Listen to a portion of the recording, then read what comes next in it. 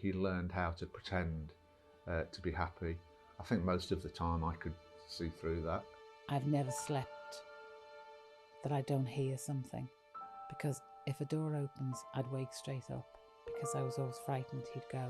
We could see the garage door was open a little bit, so she just walked out into the garage, and the minute she opened the door, I knew what had happened.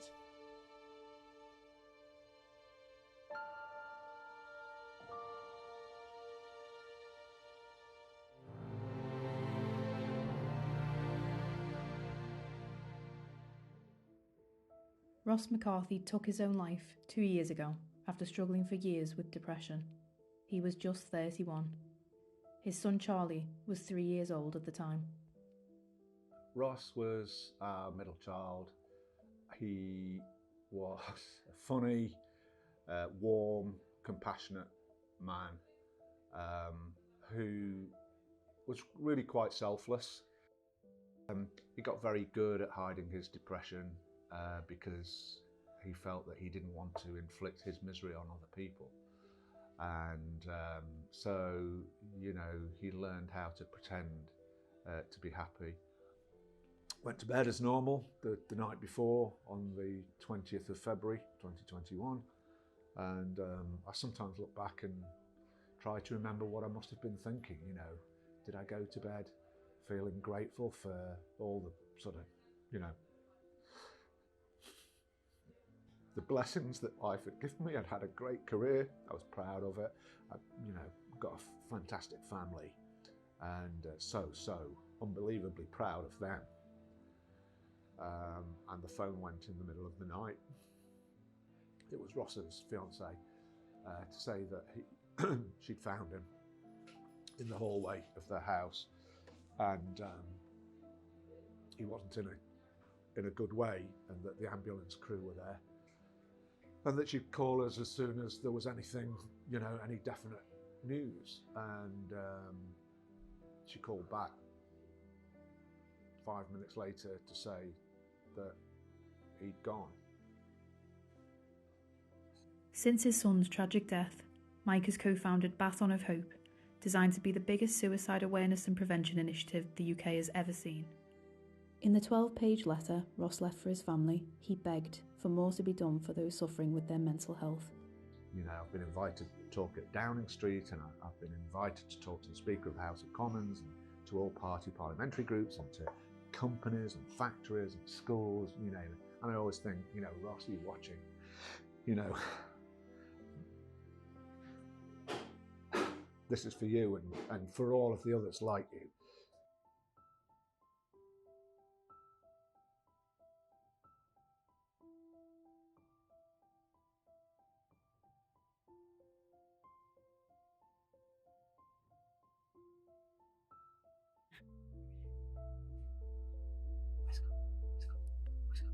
In 2018, Patrick said his goodbyes to his family in the morning and left with the intention of ending his life. At about 4 o'clock in the morning, I started packing a bag in which I took my Kindle, because I'd said that I wanted to finish the book I was reading before I killed myself, because otherwise I never knew what happened. I took clothes, underwear, and I packed a knife so that when I got there I had some means of doing it. And then at the earliest bus, I think it was about 6:20 or 5:20, I got that all the way into Liverpool, and then from there I went to Central Station, and then I got the train to Delamere and stayed there, I think for about 4 or 5 hours, I think.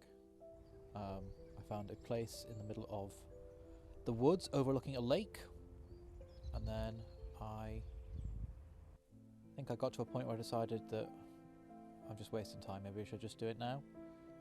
And so I took the knife out of the bag and then thought, is this really how I want to go? I'll toss a coin. So I tossed a coin. If it was heads, I'd kill myself. If it was tails, I wouldn't. And I tossed a coin, it was heads. And I said, well, let's go best 2 out of 3 for that one. So I tossed the coin again, it was heads again. Tossed the coin again, it was heads again. And then eventually decided that I didn't want my life to be decided by a coin, and that obviously I wasn't quite prepared to die. I phoned the police, and it felt like within minutes the house was full of policemen, and they were going through the bedrooms and the shed, and they were asking me questions, and it was still all so unreal. And then this policeman said to me, "We've never lost one yet." And I sort of realised they meant Patrick. The worst part of that day was Clarabelle, Mother Darling. We got to the door in the morning.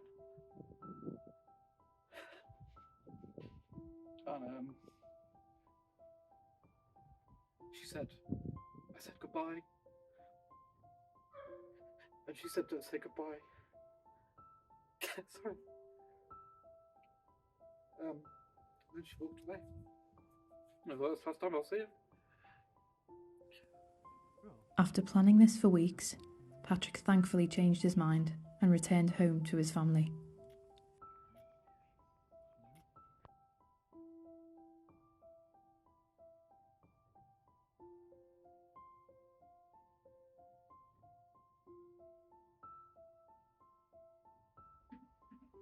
The current wait for counselling with the NHS is 6 months.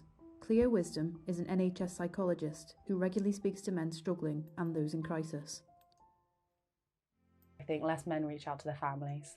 I think they kind of perceive themselves as they should be these strong people that can handle things.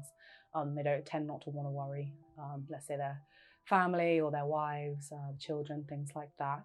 I think also they tend to think that they can kind of do it all themselves, they can figure it out themselves. A lot of men don't really talk to their friends about their emotions, kind of keep it quite bottled up inside, don't think that, quite embarrassed, they'll think that they'll be seen as kind of less than if they do share. And then on the other side of it, I don't think men reach out to mental health services kind of as much as women. Again, kind of scared to reach out for help, what that might make them seem like, what people think. To be honest with you, a lot of men have got to that crisis point, breaking point, before they've contacted services a lot of the time. So I think those kind of things are contributing to men's high rate of suicide, I'd say. Ronnie King was plagued by survivor's guilt after his best friend died at the Hillsborough disaster in 1989 and he lived. He took his own life in 2007 at just 46 years old. Sometimes I still get really angry with him, and can't believe that he didn't tell us how he was feeling, and sometimes I feel really sorry for him and sad for him, and other times I really can't understand why he did it, and other times I can understand why he did it. So it's just very mixed, really. I was guilty for a while in a way, thought it was, I could have stopped it because I was the one that found him, and maybe if I'd found him sooner and whatever, I could have stopped it. So there was a lot of guilt there for a long time. I don't think I feel anger about it, but I do get I feel sorry for him, and I feel like had he opened up, maybe it could be different. It's just a lot of maybes and whys. And I just remember ringing the ambulance, and I was going, he's dead, and saying, how do you know? And I didn't want to elaborate because Naomi was standing right next to me, and they're telling me to do all these things, and I'm saying, stop patronising me, just send an ambulance. And I put the phone down on them in anger. Ronnie died on the 20th of February and didn't leave a note for his family to understand why he'd made that choice.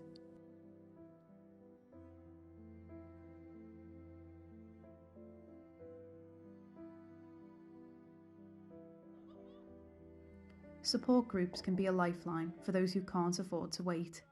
Directions for Men in Warrington provides groups for men of all ages to come and talk about anything affecting their mental health.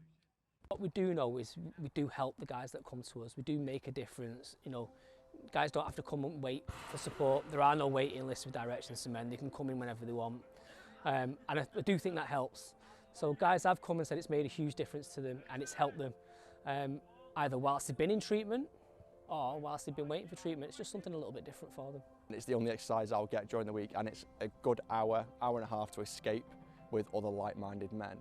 And we know there's no judgment, and I always leave feeling 10 times better than when I first arrived. So I have been to some of the groups, and I've also done work with with Chris one-to-one kind of thing, so you know, it is invaluable really, the things that he does and what the groups do, and obviously the other facilitators. All the lads have been through similar situations, not the same, but and they don't know the answers, but it's someone that you can speak to and you feel like you've get it off your chest. The way you get it off your chest, it's better for you, because sometimes that's all you need, just someone to listen to you and talk to you.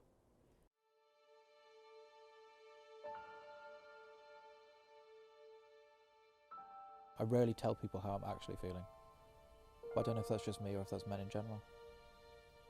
Had he spoken to someone, then it might have been a different story.